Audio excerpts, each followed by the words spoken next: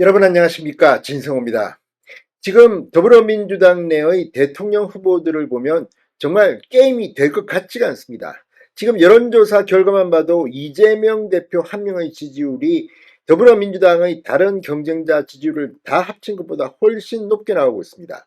그런데도 이재명의 세력들은 민주당의 대통령 후보 경선 룰을 바꾸려고 하고 있습니다. 지난 대통령 선거 룰을 그대로 한다 하더라도 이재명은 압도적인 1위를 할 거라는 생각이 드는데 왜 이런 일이 벌어질까요?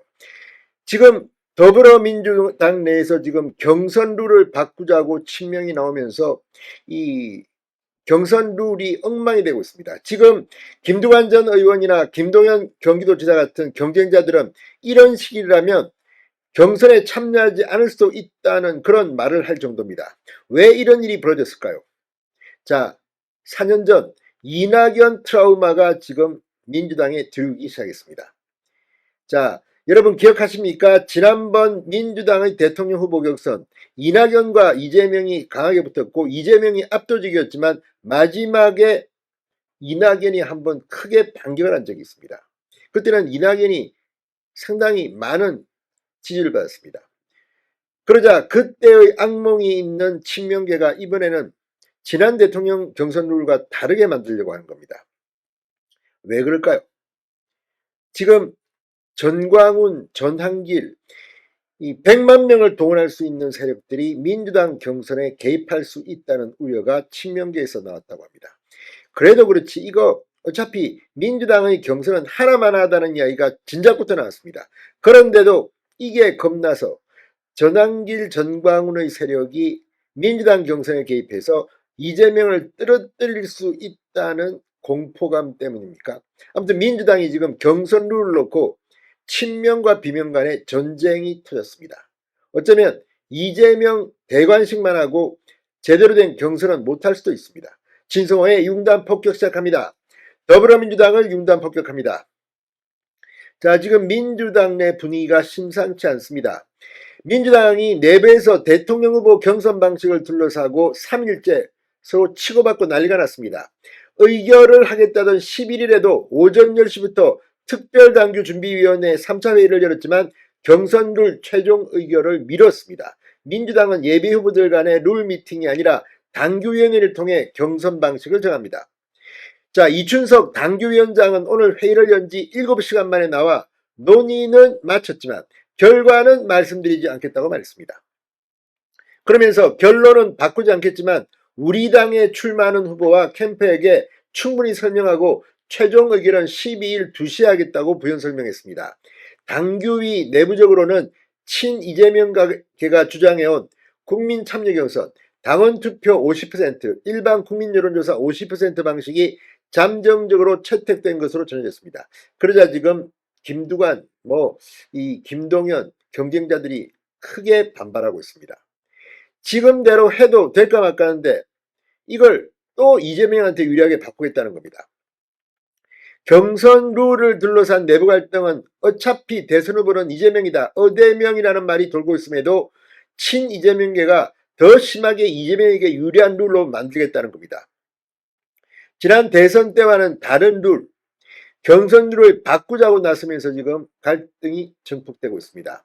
당 밖의 주자들까지 아울러 일반 국민선거인단을 모집해 치르는 오픈 프라이머리 완전 국민 경선을 주장해온 군소주자들은 최소한 오픈 프라이머리까지는 안 가더라도 기존 룰은 지키자고 말하고 있습니다. 자, 지금 박범계 민주당 선관위원장이 어제 오픈 프라이머리는 받아들일 수 없다고 말했습니다. 그런데 이제 그 정도가 아니라 아예 기존 룰까지 이재명에게 유리하게 만들겠다는 겁니다. 왜 그럴까요? 자, 2021년 20대 대통령 선거 때 민주당은 전국 대의원과 권리당원 80만 명 외에 전화와 온라인으로 본인 인증을 거쳐 신청하는 일반 국민도 모바일과 현장 투표에 참여할 수 있는 국민경선을 도입했습니다. 이 방식대로 치르게 되면 어떤 결과가 나올까요?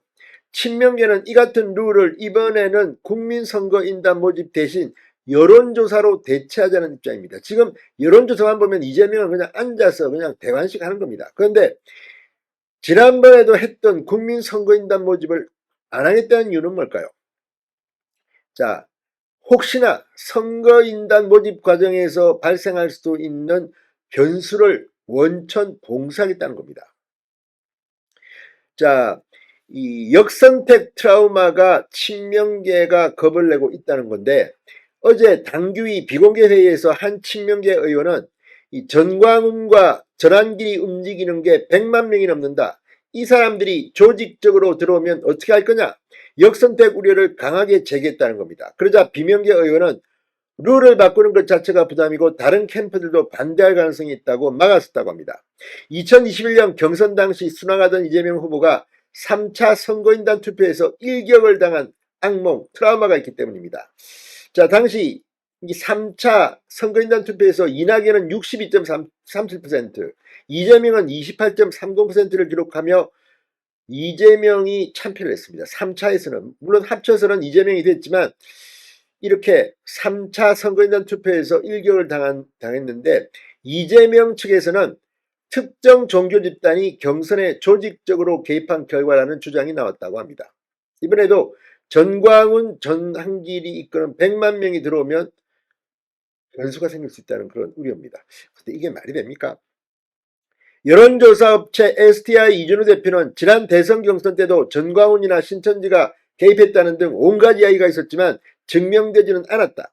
최근에는 극우 집단이 전국 순회 집회를 열 정도로 조직화돼 경선 개입 우려가 아주 비현실적인 건 아니다라고 말했습니다.